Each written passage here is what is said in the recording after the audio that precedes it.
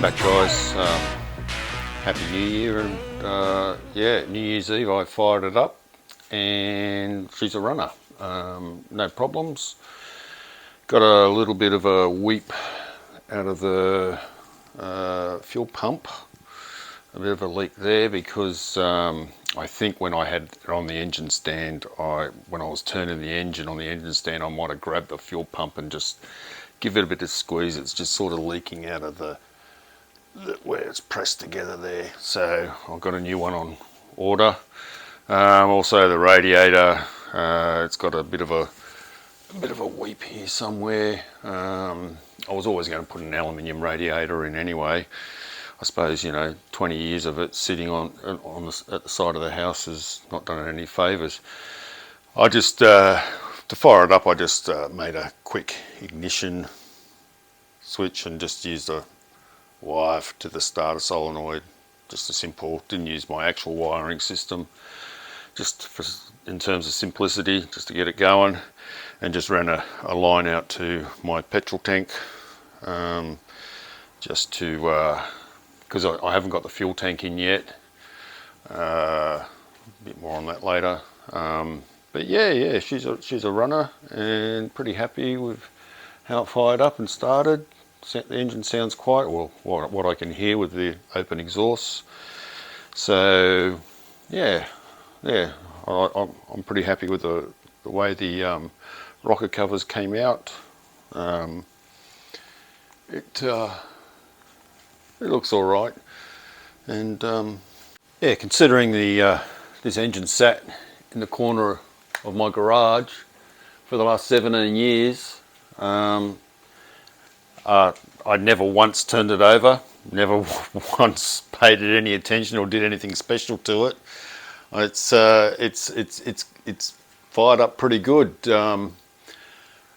Yeah, when I took it out, I thought, well, I'll probably build it anyway, so I never really touched it or did anything. All I did was, once I dragged it out, was just put a bit of oil down the bores, took the distributor out, primed the oil system with a drill, put fresh oil in it, although the oil I took out of it was like brand new. I think it was, I might have been back in those days, back 17 years ago or something, when it was last running. It might have had Mobil 1 or synthetic in it.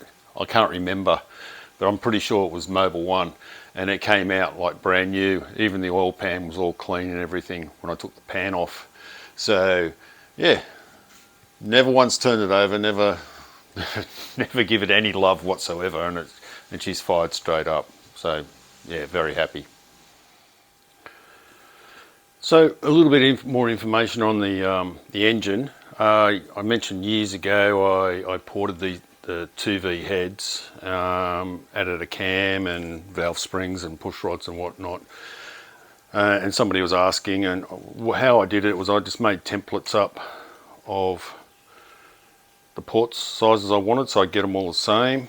There's actually 2 different inlet shape ports on the 2V heads. I can't remember which is which, but I didn't go crazy. That's like a cross section of the shape of the port I got. So basically just smoothed them out, and I got shitloads of notes here that I took for compression. The compression's about 10.5 to 1, maybe a little bit less, 10.3 to 1. What else? I reshaped the combustion chamber to this because they were 302 Cleveland heads, so they had a smaller combustion chamber, so I could basically do a little bit of reshaping. And yeah, it looks like it's a lot taken off, but it's not. It's basically just smoothing the edges and deshrouding the valves. I put a shitload of research into all this, and I mean, it was 20 years ago. Well, probably, what was it? It was about 2007. So 13, 20, 2007, what's that? About 18 years ago, 17, 18 years ago. Anyway, so yeah, I did spend a lot of time getting the port shapes as good as I could. a lot of time researching, going through old magazines, because the internet really wasn't sort of around then, for me anyway. And so I just went through shitloads of old magazines, looking at the latest and greatest heads and trying to match up what they were doing with regards port shapes and port sizes. I measured the ports, and I think the stock ones are about 166 cc's, and I think I'm out about 174 or something like that cc's. I did write it all down here somewhere, but yeah, so it wasn't a huge amount, but it did take me a while with my little shitty compressor, which I eventually killed, and having to wait for it to charge up with a die grinder. But yeah, I basically just, the cross sections I just tried to get very close to the same, and I CC'd all the chambers and everything just to try and get nothing radical, but just to clean them up and modernise them. And when I had the spring seats cut and new valve guides put in, it was by a guy, I can't remember their name, but they ran top fuel cars, so they knew what they were doing, and they were pretty impressed with the heads. They said they looked like a Yates head, which was funny because that was mainly what I was going off, the old Yates heads they ran in NASCAR and that. And yeah, he was pretty, he actually wanted to get them on a flow bench and see what they did, just out of curiosity. And but I just never got round to it. I took the car off the road shortly afterwards, and yeah, and that's the history of the engine. The engine itself is stock bottom end, still got the stock bore, 4-inch. I compression tested it and everything, and they're all the cylinders are even. So the engine is still in pretty good nick after all these years, and I'm running just a cheap electronic Dizzy, but it's still holding up. I've got an ice coil and ice leads. They were back in the day, so they're that was when they were first starting out as well. And yeah, that's about it. Obviously, all the head work and everything is now negated by chucking on this cast iron manifold. Like I said, it's just really for rego and to get the car running. I didn't want to be adding shit. I wanted a known quantity. So I do have another high-rise manifold that I did a lot of work to over there that I was running. But I just thought I'll just chuck this on for rego purposes and make it easy. I am in the next couple of months going to get a quad Weber manifold for a Cleveland. I've got the 48 IDA carburetors, but they are on a Boss 302 manifold, which suits Cleveland heads on a Windsor, basically. I don't know what I'm going to do with that. I'll just see what happens. But so I'm just going to buy a manifold for a Cleveland for the Webers, and then chuck the Webers on that.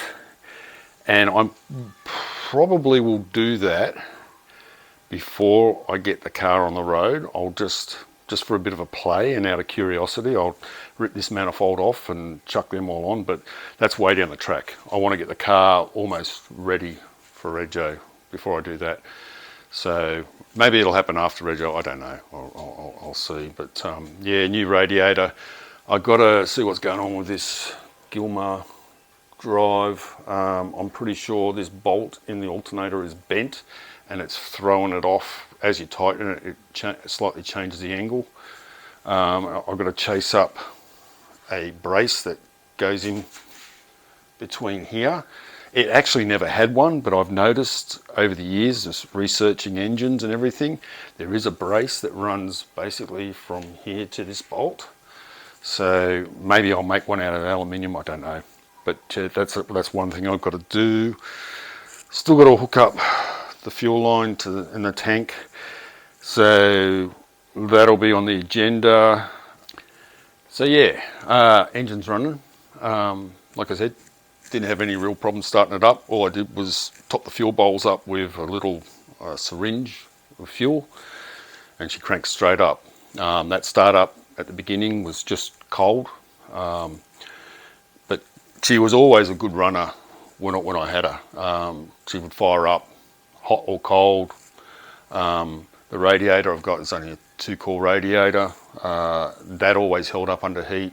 I'm just running the factory fan, so it was always very reliable and always a good runner. Like it used to be my everyday driver back when I had it on the road. So I knew the engine would be pretty good.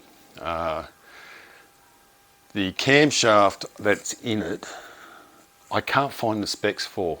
I know they're around, but it's either, I think it was about a 540 lift, 230 degree duration at 50 thou. I think it was around about that. Nothing crazy, because I'm running stock rockers, which I'll probably update at some stage. That was the intention back then. But even the rockers and all that, I went through every rocker. I had about 3 sets of rockers and pedestals, and I went through all of them and filed off burrs and got a nice smooth action. So it took me hours and hours just to get a really nice set made up out of the 3 sets, and yeah, haven't had any problems with the stock rockers, so we'll see. But yeah, eventually roll rockers. Yeah, that's about it for the engine.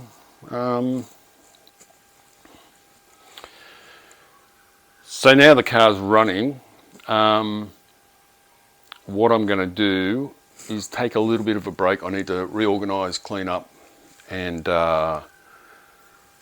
just reorganise the garage, because as you move on, you just accumulate shit everywhere. So I'm going to do a bit of a clean up and reorganisation. Going to take a little bit of a break. I'll probably do a fiddle here, a fiddle there, but not as much time. I've got to get into the gardens. Mrs. wants me to do a bit of work around the house, so I've got to do that. I want to start surfing again, so I sort of haven't been doing that. Like, I love my surfing, so I want to get back into that, because I've got some really nice breaks where I live. So I want to do that. Then the next stage of the build will be, I think I need to get the rear window in. So I need to buy a rear window rubber seal for that. Only because I want to get the rear window in, because I haven't got the fuel tank in yet. And I figure before I put the fuel tank in, it'll be easier to stand in the boot without the fuel tank while I'm getting the rear window in. So that'll be probably one of the next things. I've got to go and get a clutch line, a flexible clutch line that runs from the body to the slave cylinder. I've got to get that made up. I'll get a couple of front brake lines made up as well, similar to what I had on the rear. So I'll just get the same guy to do it. I've got to finish off the wiring. Now the engine's in. I just temporarily wired it up, basically hot wired it to get the engine going. So I need to wire it up properly with and get the whole electrical system going while the car is still basically accessible. Once that's done, then I'll get the dash in, get that all completed, start getting the interior in. Once the interior's in, then I'll reassemble the doors and get the doors on. Then it'll be the front sheet metal, because there's no point in putting all the front sheet metal on until you got the doors on. So that is basically where I'm at the moment. That'll be the sort of timeline. Like I said, I'll probably just chill out for a while, maybe knock off a couple of small jobs.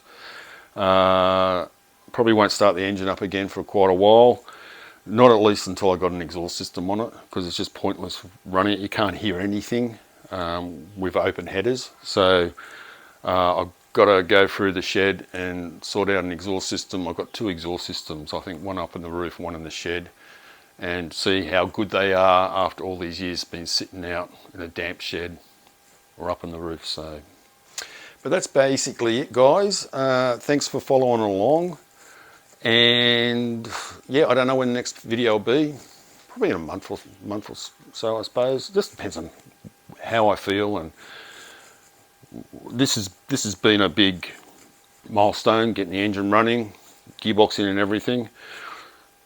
Once I've got the exhaust system on, I can get the handbrake cable on. I can then put it up on jack stands and actually run it through the drive line and see if I've got any vibrations or any of that sort of shit too. So yeah, I'd say that will be in the next couple of months, and then it'll just be reassembling shit.